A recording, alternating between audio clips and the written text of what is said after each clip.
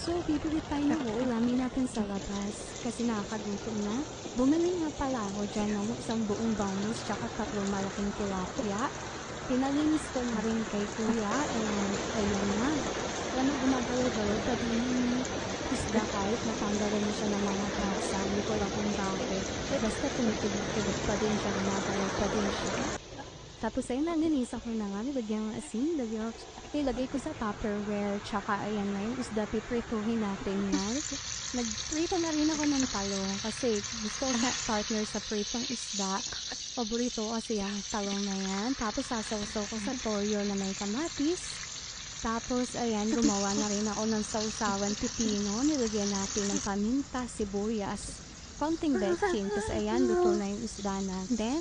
May kamatis at sibuyas with toyo rin ako. So, kain na tayo. And arat na!